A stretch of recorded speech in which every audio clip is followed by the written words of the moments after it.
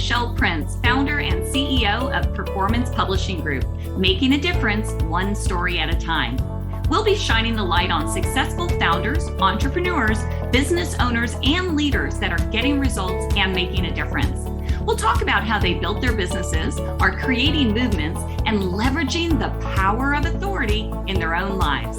Be sure to stick around to the end of the show, and we'll reveal how you can be our next guest. Let's get started.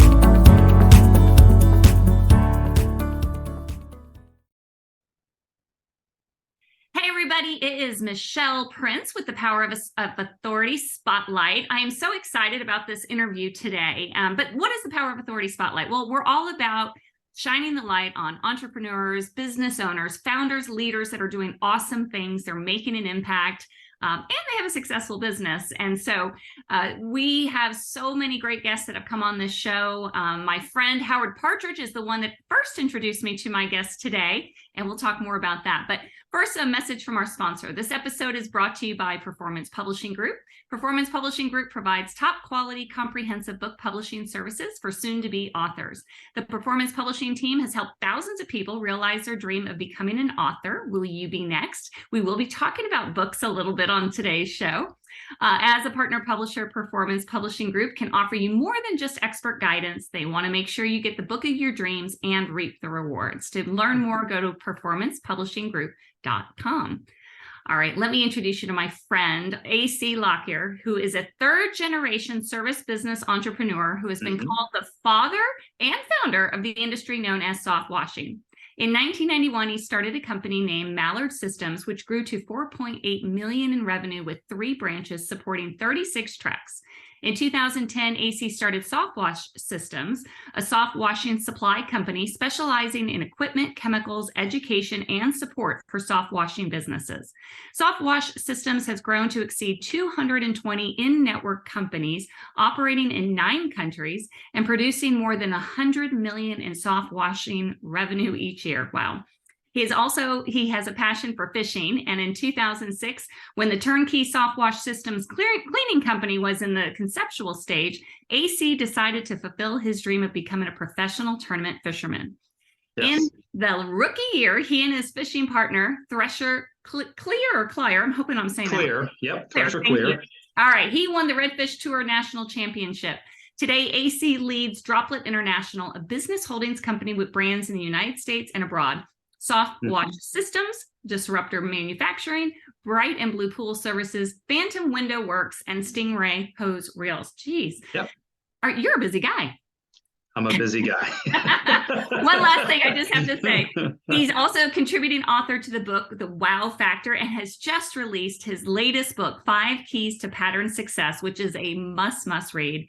He's a Ziglar Legacy certified trainer. He speaks at conferences around the world, as well as mentoring business owners, growing microeconomies, and encouraging business development globally. Welcome to the show. Boy, that's a long bio. I know. You know what? We all have a bio, but there's something about hearing it, right? You did a very good job reading it. Thank you. Well, here's the deal. You have done a lot of things, and I've had the privilege to get to know you the last couple of years, and I've seen you in action with your businesses, with all the companies and the people that you're impacting, and giving them all kinds of great systems to make other people more successful. So I thought that bio was worth reading. You've earned it. You've earned it. Well, thank you. Thank you. Well, so let's start from the beginning, because obviously you are very successful. You have a lot of accolades already, but how did this all happen? You didn't just one day wake up and have all of these businesses. Give us more the backstory of how you got to where you are today. Yeah, so I mean, honestly, I just wanted to be a lead singer in a heavy metal rock and roll band, and that's really what I wanted to do. And you're not kidding. I know people are listening are thinking you're kidding. You were not kidding. No, I'm not kidding. No, I used to be a lead singer in a heavy metal rock and roll band, and sung after I kind of got over that and become husband and a father. Sung at church for about a decade, and then for about another decade, I'm an instrumentalist, so I play guitar and drums and keyboard and a bunch of different things, and so played up on stage for about another 10 years, settling into the drums position for a while. And then about the last decade, I did primarily the support stuff, the sound, the video, the production.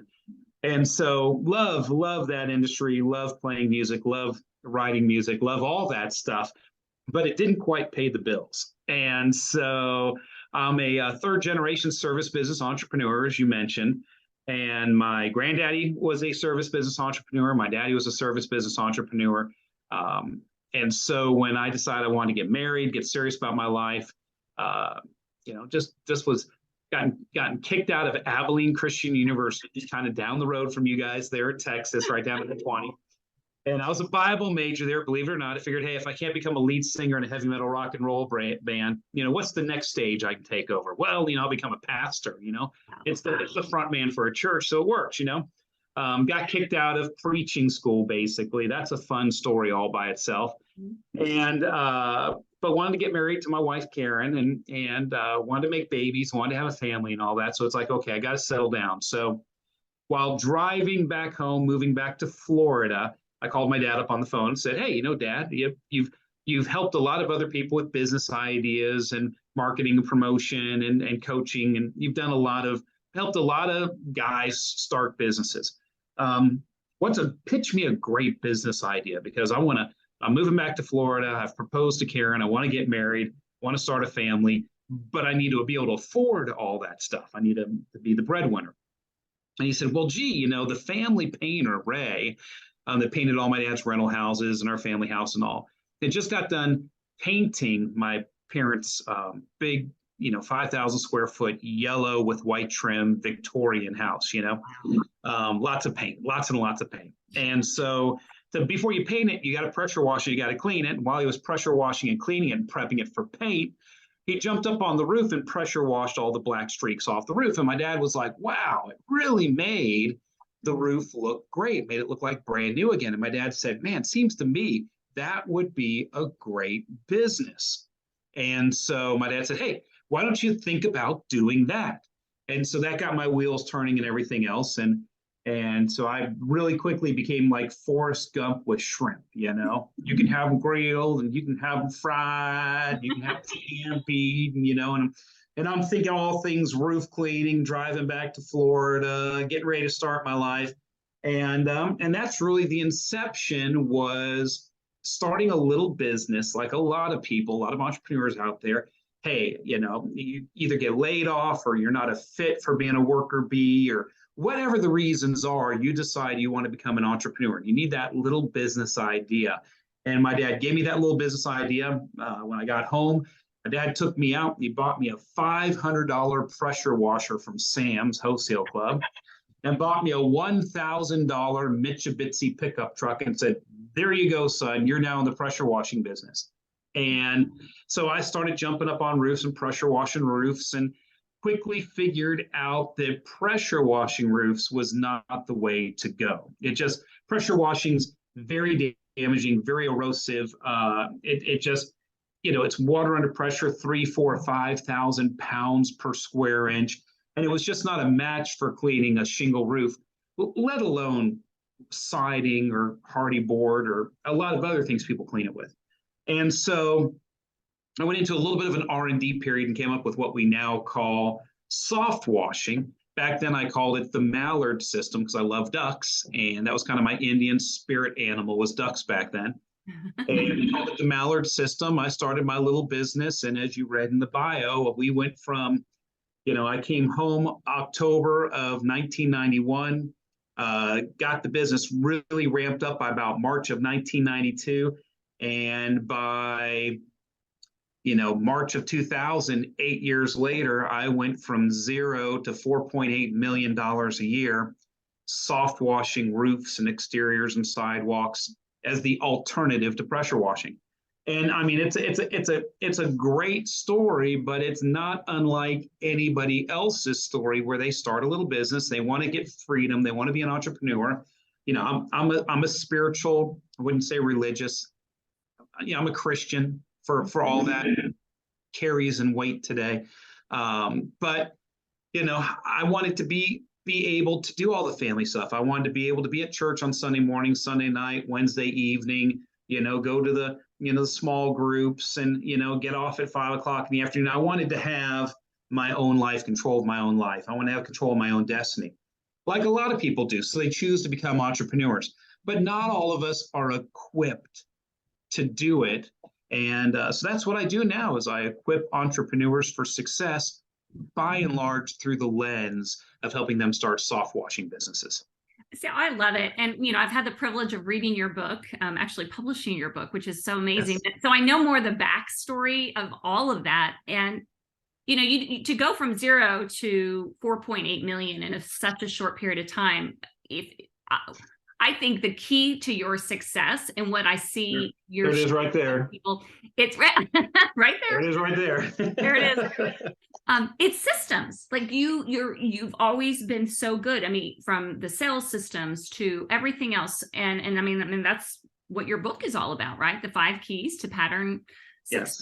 Yes. So where does all that come from? Like, how did you just come up with all of these systems? Or was it kind of trial and error to get you to where you were having such success? Okay, so I cover this in the book, and we all have incredible strengths and we all have incredible weaknesses. When you look at every human being out there, whether their IQ is high or the IQ is low, their background, their financial accesses they have, and everything else. Everybody, when you really look at the opportunities they have, we all have about the same opportunities. We all don't take advantage of those opportunities. We all have weaknesses. Even the most successful people have plenty of weaknesses. And so the most successful people in life are the ones that can take their deficiencies, their weaknesses, their stripes, so to speak, the thorn in their flesh, to quote Paul, and take those things and turn them into victories. So for me, I am diagnosed ADHD, attention deficit hyperactivity disorder. I was one of the first kids in the country to get diagnosed with that back early in the 1970s. And so, back then we just called it ants in your pants. Yes. The boys had ants in their pants, right? Yes. And so you just had to learn how to become disciplined. And it's like any other disorder, disorder means you need to bring order to something. Mm-hmm. And later in life, I had a lot of problems with, I could not sit in a room and listen to a seminar. I couldn't, I couldn't keep my workbench clean in my garage. But what I did find is if I needed to organize the workbench, I could organize it better than anybody in the world. I'm like the most organized person on the onset, but then maintaining that organization was difficult.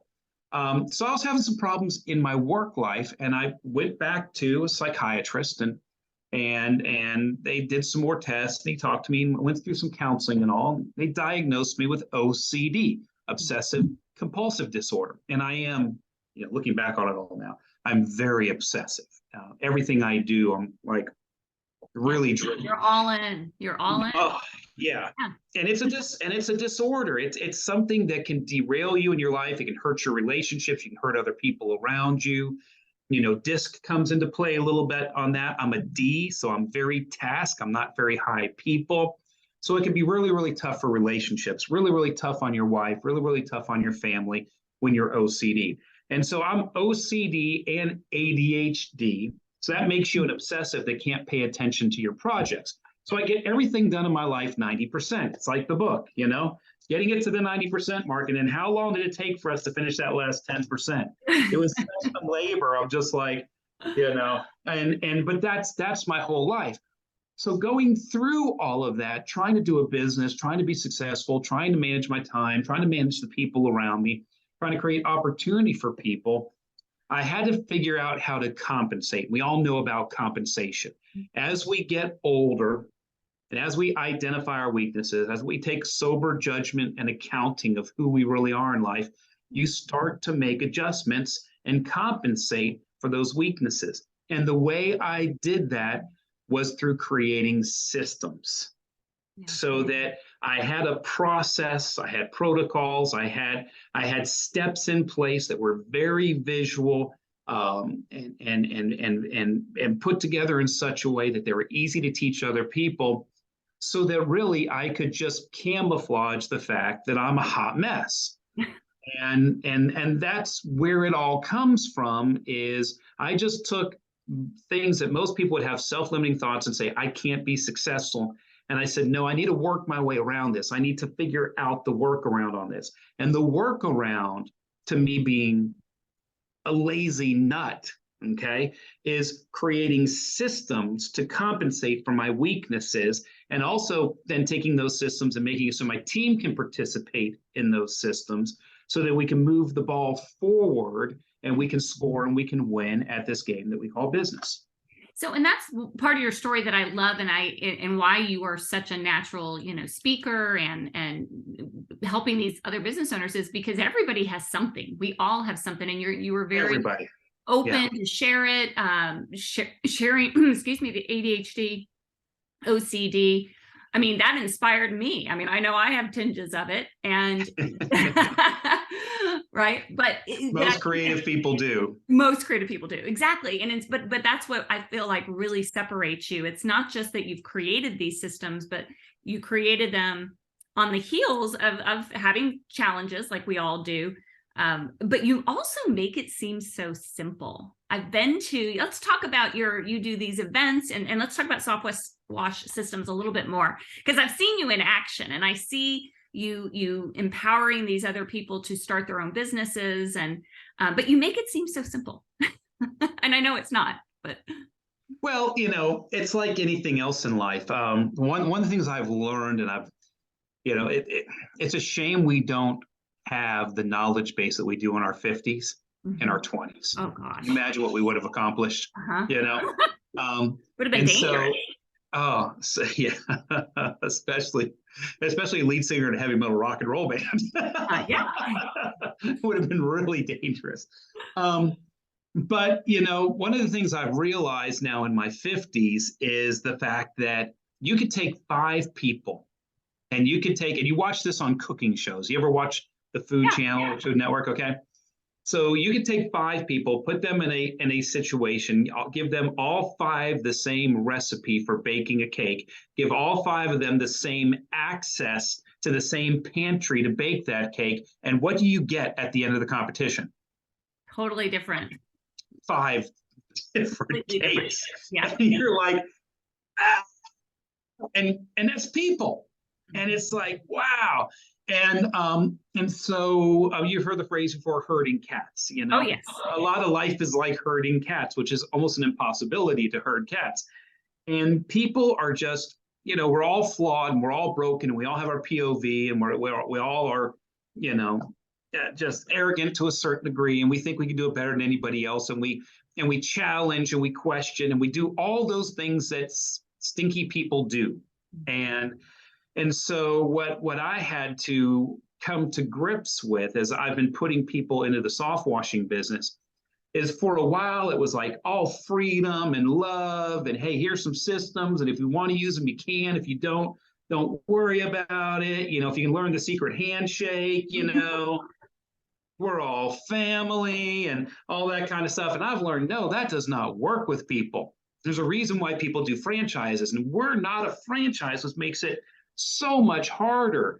And so we've had to come in now and really learn how to put people to business, how to introduce them to business systems, how to make the business systems simple, functional, applicable to their business, easy for them to onboard into their company, all this kind of stuff. And then understand that they're if you give them 10 things to do, they're only going to get 2 of them done. Right. And they're going to screw up 4 of them along the way. And it's like, so what do you do? So you got to bring in accountability. Leadership without accountability is false leadership. John Maxwell says everything rises and falls on leadership. So what we do in our organization is we say, hey, here's this wonderful package. AC Lockyer had a $4.8 million a year soft washing company, and this is everything he did to build that company, plus another 20 years of refinement and new skills and new tools and everything else that he's picked up along the way. And here's the package. Here's the package. And people are like, great. It's like, and you are going to follow the package. And they're like, oh yeah, no, we are. No, you have a code now you need to sign. We've got a licensing agreement, a 50-point standard. You're going to perform up to this level, and we're going to hold you accountable. Oh, yeah, sure, sure, sure. No, you don't understand. Or you're going bye-bye. Yes. Because this opportunity is so great. We're giving you the recipe. We're giving you an open pantry. We're giving you everything that you need to be successful and bake this cake. That if you divert, you're going to waste the opportunity. You're going to waste the materials in the pantry. You're going to deliver a product that's going to be distasteful. Nobody's going to want to eat it. Okay. And we will have wasted time and bandwidth. So for me, I've got this countdown clock I'm going through right now. My wife, I'm the type of person, I'll work until the day I die. I just go, conquer the world and everything else. My wife looks at me and she's like, honey, when are we going to retire? And I have to remember, we're one person. And so for the harmony of our relationship, we sat down and we talked, and I had to pick a date. Okay. I had to put it on the calendar. And so SoftWash Palooza, or what is now becoming our SoftWash Systems Education and Leadership event that we do every year, our national convention, that event in the year 2030, which is roughly now 7 years away, is the last day I'm going to work. Wow. So yeah, That's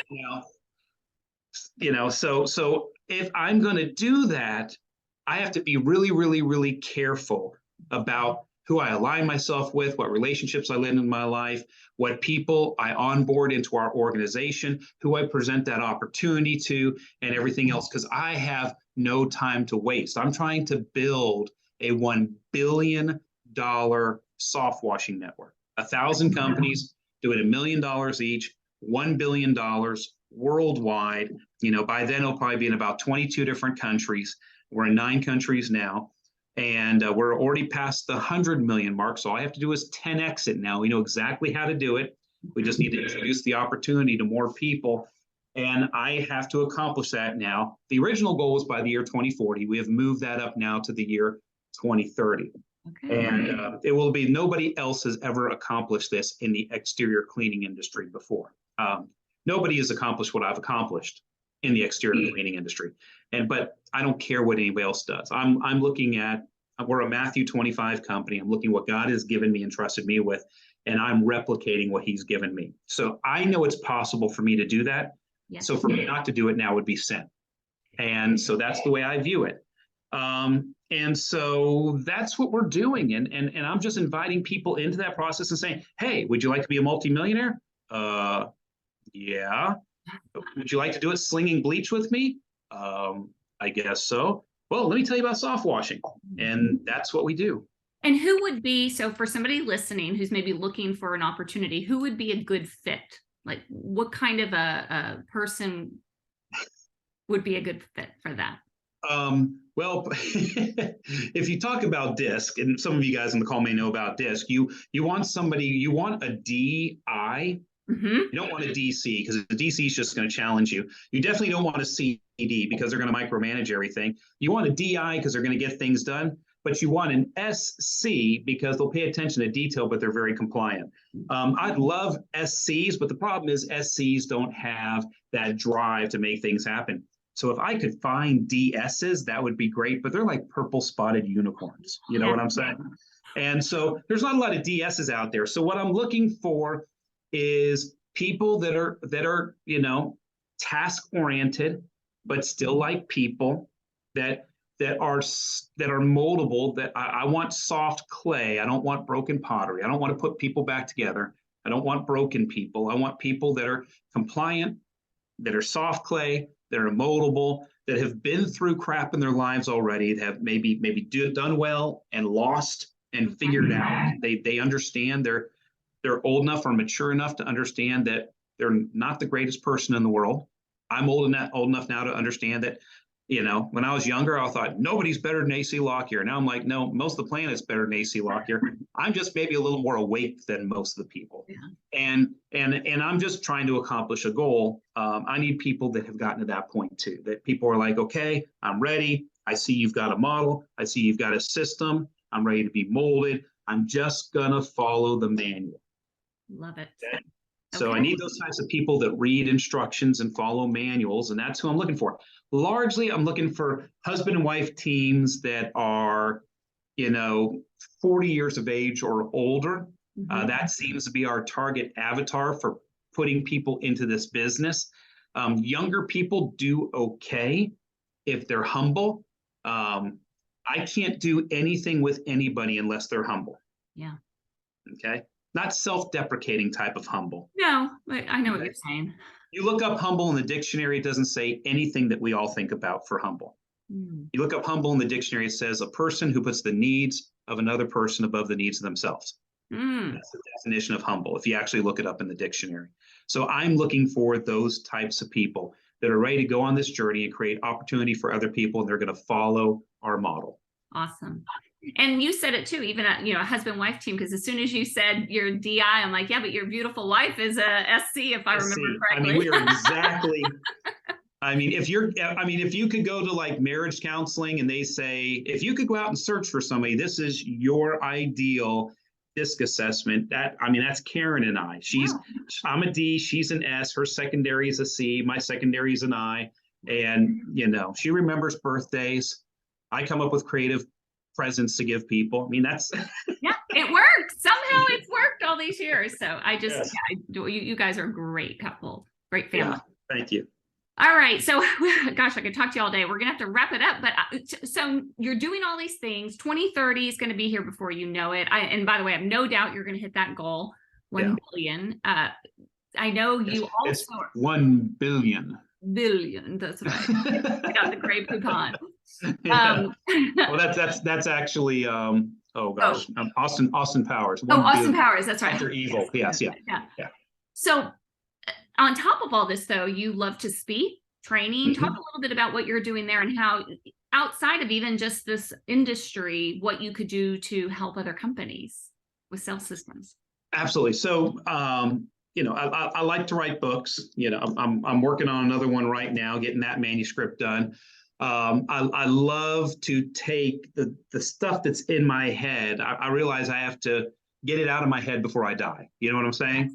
And I don't want to get a song locked up in my head and not share it with the world. But some of the things I'm very, very good at is I don't like to do like corporate training. Like I don't do DISC training. Right. I don't do that. I know a bit about DISC. I can talk about it.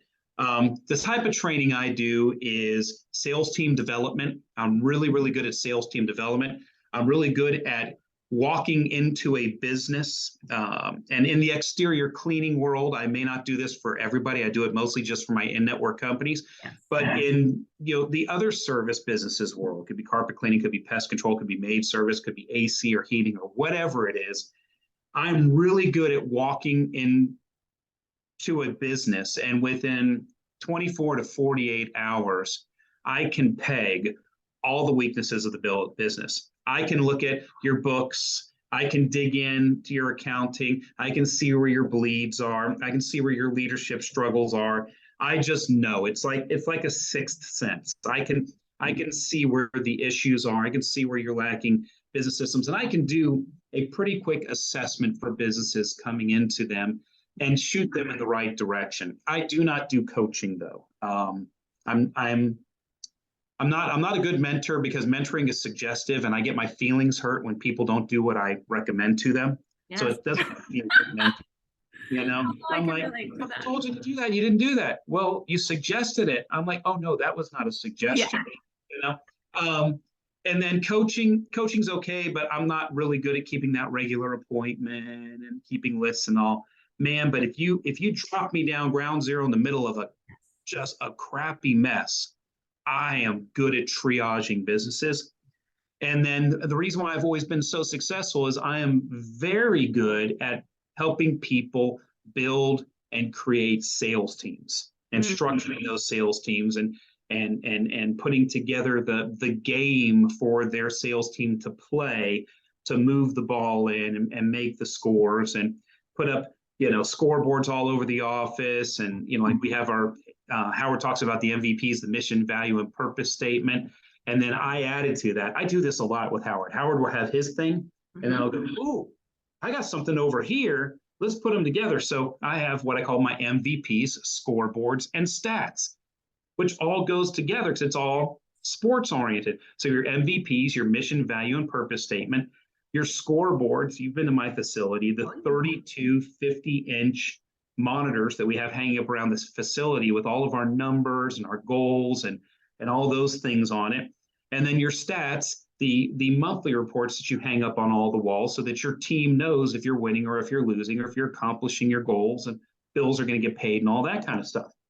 And so I've got that program that I can help pretty much any company get on that MVP scoreboards and stats program, assemble that game, and then get their team to play towards putting those goals on the wall. And we even get that a little bit from Ellen Rohr, where she talks about, creating that game and then inviting your team to play it.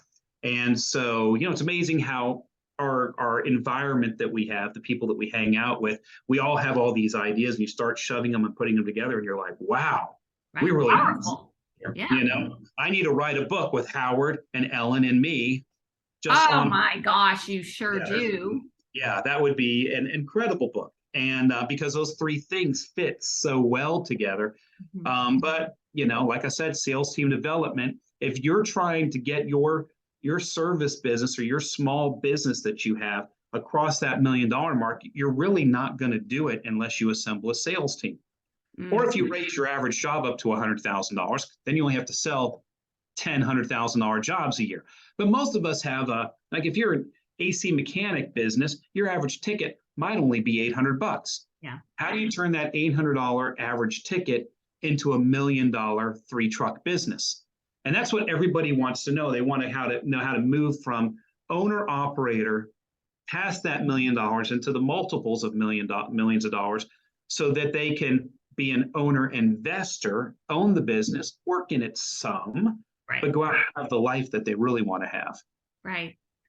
And you've taken all that that you share in the book. So where can people get the book, get a hold of you, learn more? Yeah, so the book, the 5 Keys to Pattern Success, you can get it on Amazon. I think, it's also on Kindle, and I think it's going to be on Audible any day now. It's in the approval process. It's been uploaded and everything, so the audiobook should be up anytime. You can also go to our website at softwashsystems.com, softwashsystems.com. Click the Buy Now button, and the book is on our shopping cart system. You can get it there. In the book, it has my actual website address on it, which is ProBiz, B-I-Z, Guide, G-U-I-D-E, probizguide.com. And you can go there. That's short for professionalbusinessguide.com. I used to have that URL, but people started submitting workers' comp claims with me for finger injuries. So the website to probizguide.com. And so, you can reach me through there, and love to speak at your convention, love to come speak at your company, love to help you develop your sales team, love to help you with in any way I possibly can. I've got to spread my influence and be involved in as many people's lives as I possibly can before God removes me from this earth, so I can leave a dent in this thing before the Lord calls me home. And you're already doing it. You're going to continue doing it. And it's just, it's so inspiring to watch you, AC. So thank you so much for everything. Definitely get his book. Go to either softwashsystems.com or probizguide.com. Get that book, Amazon, on his website, wherever. And thank you so much for being here. Yeah, thank you, Michelle. All right, everyone. That's it for the Power of Authority Spotlight. We'll see you next time.